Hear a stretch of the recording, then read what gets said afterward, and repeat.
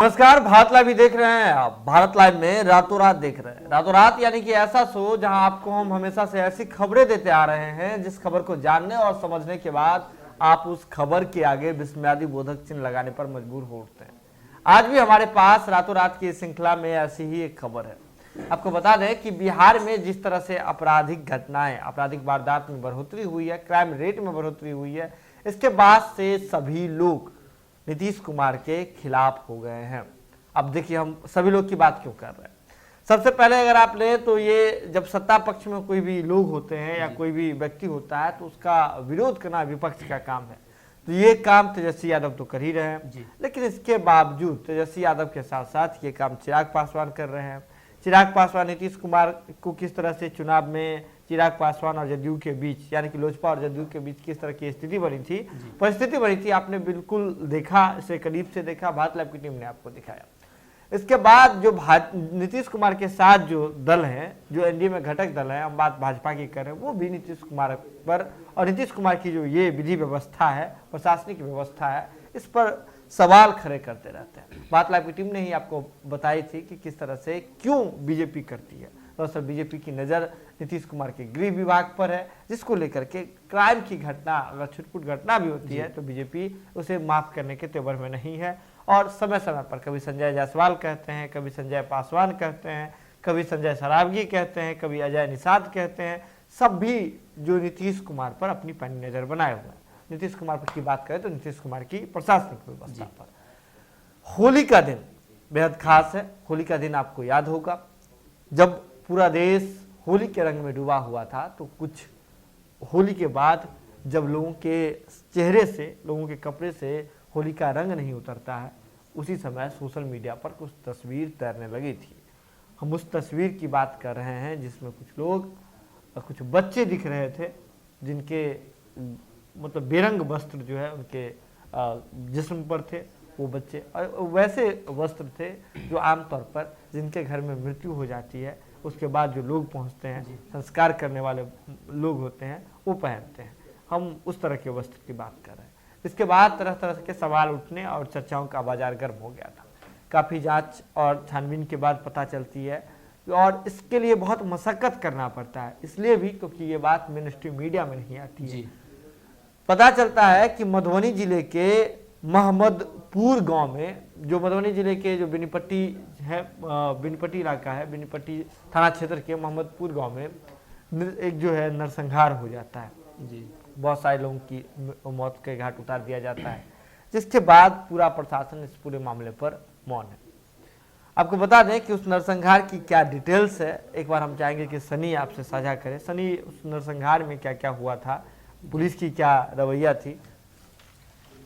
जी, उस नरसंहार में ऐसा कहा जा रहा है कि जो सोशल मीडिया पे आपने देखा और हम लोगों ने भी जो पड़ताल किया उसमें पता चला कि 5 लोगों को होली के दिन गोली मारकर हत्या कर दी गई थी। और कुछ लोग इसको आपसी रंजिश भी बताते हैं कि उनसे उनका आपसी विवाद भी रहा है। तो इसमें पुलिस की तरफ से कुछ खासा एक्शन नहीं लिया गया है। 3 लोगों के खिलाफ नामजद FIR दर्ज हुआ है। इसमें कुल अभी तक जो ताज़ा अपडेट आ रही है 11 लोगों पर कार्रवाई की बात सामने आ रही है। लेकिन अभी तक पुलिस ने अपने पत्ते नहीं खोले हैं कि किन किन लोगों पर कार्रवाई होनी है, किन पर क्या होना है। आपको बता दें कि इस पूरे मामले में बिहार पुलिस की और जो मधुबनी पुलिस है उसकी जो भूमिका है वो बेहद जो है चौंकाने वाला है। जो वहां से 4 किलोमीटर की दूरी पर जो है थाना होता है, उसके बावजूद जो है थाना वहाँ बहुत देर के बाद, 4 घंटे की बाद जो है वहाँ पहुँच पाती है थाना। और उसके बाद वहाँ के जो लोग हैं, जब नरसंहार हो जाता है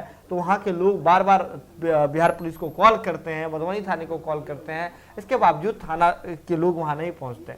इसमें जो वहाँ के जो मधुबनी जिले के जो SP हैं उसकी भूमिका, वहाँ के थाना अध्यक्ष, बेनीपट्टी के थाना अध्यक्ष, उसकी भूमिका बेहद जो है संदिग्ध है। इस पूरे मामले को लेकर के जाँच का ये विषय है। लेकिन इस नरसंहार को लेकर के जहां सत्ता पक्ष चर्चा करने से कतरा रहा है, वही विपक्ष इस पूरे मामले को लेकर के एक मुख हो गया है। और विपक्ष, जो नेता प्रतिपक्ष तेजस्वी यादव हैं, वो तो सीधे तौर पर खुल करके सामने आ गए हैं और नीतीश कुमार से उन्होंने जवाब मांगा है। तेजस्वी यादव ने अपने ट्विटर अकाउंट से भी इस पूरे मामले पर ट्वीट किया था। आपको बता दें कि तेजस्वी यादव ने अपने ट्विटर अकाउंट से जो लिखा था, हम आपको पढ़ के सुनाते हैं। तेजस्वी यादव ने लिखा था कि मधुबनी के मोहम्मदपुर गांव में बेखौफ अपराधियों ने होली पर एक ही परिवार के 5 लोगों का नरसंहार किया। प्रदेश में विधि व्यवस्था समाप्त हो चुकी है। दोषियों को अविलंब गिरफ्तार कर उनके खिलाफ कड़ी कार्रवाई होनी चाहिए। राजद नेताओं ने पीड़ित परिवार से मुलाकात कर यथासंभव मदद का भरोसा दिया। इसके साथ तेजस्वी यादव ने इस बात को लिखने के साथ ही जो है एक ट्वीट जो कुछ अखबार के जो कतरन है उसे भी कटिंग्स भी लगाई है। उसमें लिखा गया है कि अंधाधुंध फायरिंग, 4 भाइयों की हत्या। जो एक जो है मृतक वो सामान्य नहीं थे, बीएसएफ में एएसआई थे उसके, और 35 लोगों के खिलाफ इस पूरे मामले में एफआईआर हुई थी। लेकिन पुलिस जो कार्रवाई की बात कर रही है, अभी तक उस पूरे मामले में बस जांच चल रही है। अब इसमें एक कोई डेटा क्लियर नहीं हो पाया कि कितने लोगों पे कार्रवाई हुई है, कितने पर एफआईआर हुई है, कितने लोग इसमें संलिप्त हैं।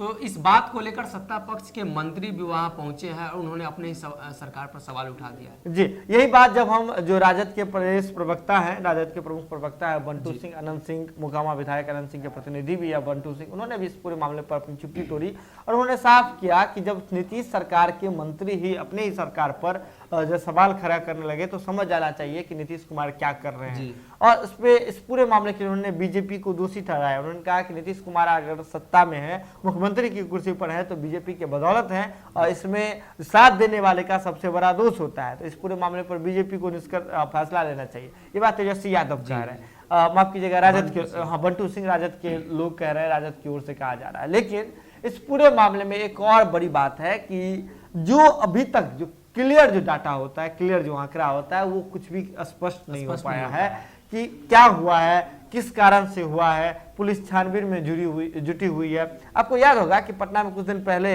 रुपेश सिंह हत्याकांड को लेकर के बेहद जो है एकदम हुआ, सियासी गलियारों में हलचल तेज हो गई थी। बहुत सारे लोग इस पर सवाल खड़े करने लगे थे। पूरे बिहार भर में लोग नीतीश सरकार पर सवाल खड़े करने लगे थे। इसका जांच में चला गया ये पूरी बातें। इसके बाद आनन फानन में बिहार पुलिस के लोगों ने, जो पटना के एसपी हैं, उन्होंने एक ऋतुराज नाम के व्यक्ति को पकड़ा।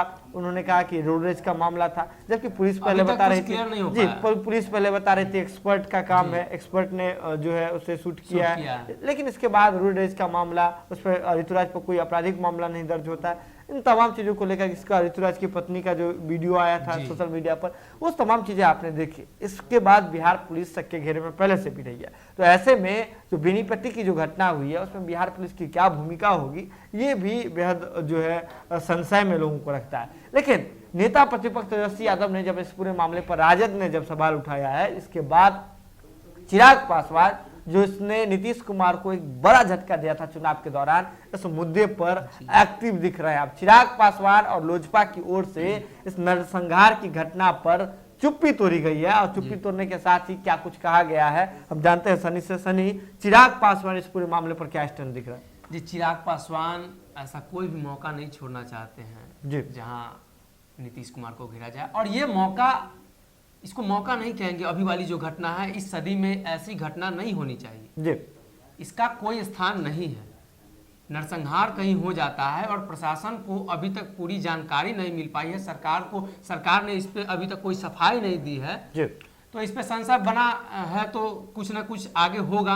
और सरकार, विपक्ष का जो सरकार कह रही है कि विपक्ष का काम है विरोध करना, तो आपके मंत्री भी तो इसमें विरोध कर रहे हैं। और चिराग पासवान ने इस पर एक हाई लेवल मीटिंग की है और बिहार प्रदेश के जो उनके अध्यक्ष, कार्यकारी अध्यक्ष राजू तिवारी हैं और प्रिंस राज समस्तीपुर सांसद हैं, चिराग पासवान, सभी लोगों ने एक मीटिंग की और उस मीटिंग में एक फैसला लिया गया कि सभी लोग, एक कमेटी बनाई जाएगी 6 लोगों की और वो कमेटी वहां जाकर जांच करेगी, सांत्वना देगी और पता करेगी कि आखिर ये मामला क्या है। इस कमेटी का नाम हम आपके सामने रखना चाहते हैं। तो इस कमेटी को हेड, मतलब इस कमेटी को लीड संजय पासवान कर रहे हैं जो प्रधान महासचिव हैं लोजपा के।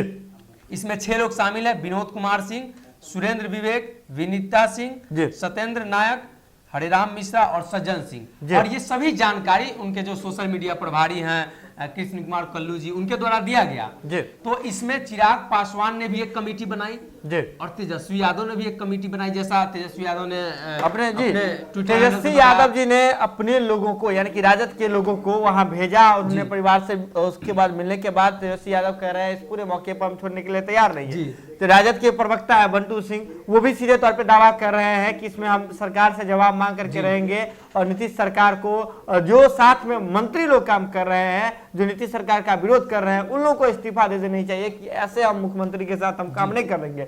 जो जब सवर्ण के बदौलत ही उनका बंटू सिंह का कहना था, सवर्ण वोट बैंक के बदौलत ही नीतीश सरकार आज गद्दी पर बैठे हैं, भाजपा उन्हें बिठा दी है, गिफ्ट देकर के बिठा दी, और इसके बाद एक नरसंहार जैसी घटना हो जाती है बिहार के भीतर और नीतीश सरकार उस पर लिपापोती करने के अलावा कुछ नहीं करती है। चाहती है कि नीतीश सरकार के उनके नाम के साथ नरसंहार जैसी शब्द जो है नहीं जुड़े कि उनके कार्यकाल में नरसंहार जैसा भी कोई चीज हुआ। नीतीश सरकार अपने भी लोगों को भेज रहे हैं, बहुत सारे मंत्री, अभी आपने देखा कि बीजेपी की ओर से जो मंत्री गए थे, नीरज सिंह बबलू की हम बात कर रहे हैं, बिहार सरकार में वन एवं पर्यावरण विभाग के मंत्री हैं, वो भी जाकर के वहां मिले। बहुत सारे नेताओं के अगर आप सोशल मीडिया को अगर आप फॉलो करते हैं तो वहां जाकर के आपको दिख जाएगा कि सभी लोग जा रहे हैं। ऐसे में संजय झा को भी इस बात की जिम्मेदारी दी गई थी जदयू की ओर से कि वो वहां जाएंगे और वहां जाकर के संतावना देंगे। लेकिन क्या एक बड़ा सवाल होता है, महज सत्ता पक्ष के द्वारा संतावना देने से बातें हो जाएगी, सभी बात स्पष्ट हो जाएगी। ये भी है कि घटना 29 को हुई थी और जिसकी जानकारी अभी 3 है, तो 5-6 दिन बाद सरकार के कानों तक घटना पहुंचती है और ये कहीं ना कहीं एक सरकार की विफलता है, प्रशासन की विफलता है कि वहां की जो इस प्रकार की घटना हुई वो भी सोशल मीडिया के माध्यम से ट्रेंड में आया, तब लोगों को पता चला। जी, और यही बात तो बंटू सिंह भी कहते हैं, जो राजद की ओर से भी कहा जाता है इसी बात पर कि सरकार इस पूरे मामले को लिपापोती करने में लगी हुई है। पूरे मामले पर नीतीश सरकार अपनी छवि की दुहाई दे रही है, छवि बचाने पर नीतीश सरकार लगी हुई है।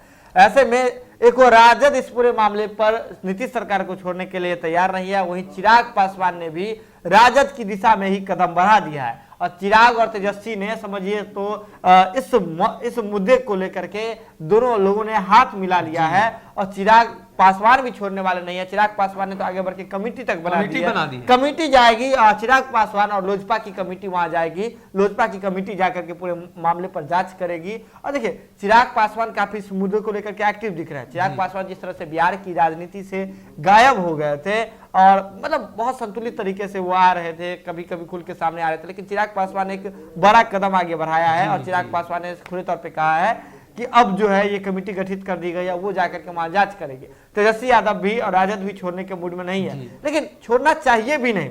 सभी विपक्ष अपना काम कर रही है, करना भी चाहिए, लेकिन एक आम जनता को भी इस मुद्दे पर जो है बिल्कुल जैसे नरसंहार जैसी घटना हो जाती है और सरकार और प्रशासन मौन रहती है, तो ऐसे में एक बड़ा सवाल सरकार पर खड़ा हो जाता है। क्या नीतीश सरकार अपनी छवि बचाने के लिए इस पर सिर्फ लिपापोती करके निकल जाएगी? तो उन मासूमों का क्या जिनका सफेद वस्त्र में जो है तस्वीरें सोशल मीडिया पर वायरल हो रही है, जो न्याय की गुहार लगा रहे हैं, वीडियोज बहुत सारे उसके सर्कुलेट हो रहे हैं, वो न्याय की गुहार लगा रहे हैं, घटना बता रहे हैं, बच्चे बता रहे हैं कि किस तरह उनकी आंखों के सामने जो है गोली मारी गई, ताबड़तोड़ कैसे फायरिंग की गई, एक ही परिवार के इतने लोगों को मार दिया गया।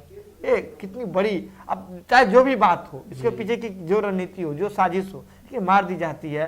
पुलिस इस मामले पर अभी तक जो है कोई ठोस निष्कर्ष पर नहीं पहुंच पाती है और दोषारोपण बस चलता रहता है। अब देखिए ना, ये कहीं ना कहीं अच्छा तो नहीं है, नीतीश कुमार गुड वाली बात नहीं है। 15 साल का, पिछला 15 साल का इतिहास दिखा रहे हैं, लालू काल का, लालू यादव के काल का, 90 का दशक का नरसंहार बता रहे हैं, तो ये भी तो उससे 20 साल बाद का नरसंहार है। जी, जब आप कहते हैं कि बिहार विकसित राज्य में है, बिहार पुलिस को आप इतनी सुविधाएं देते हैं, नया विधेयक ले आकर के नया कानून बन जाता है, बिहार पुलिस के हाथ खुले हो जाते हैं, तो क्या फिर भी इस तरह की अगर घटनाएं होती रहेगी तो फिर क्यों खोले गए? बस वही मास्क चेकिंग करने के लिए, घर में किसी के भी घर में बिना वारंट जो है जाकर के जांच करने के लिए, तलाशी लेने के लिए, किसी को परेशान करने के लिए? क्या इसके लिए कानून जो है नीतीश सरकार ने बिहार पुलिस के हाथ खोल दिए हैं? क्या इसी सब के लिए? या फिर जैसे नरसंहार जैसी जो घटनाएं हो रही है, या फिर बिहार में जो अपराध की जो दर बढ़ते जा रहे हैं, उस पर भी अंकुश लगाया जाएगा?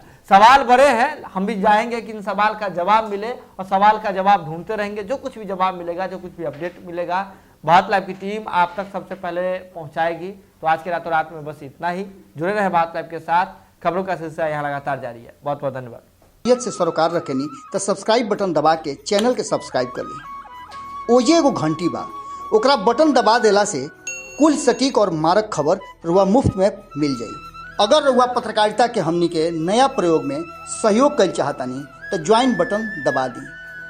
पेटीएम नंबर नोट कर ली 9386816700। धन्यवाद।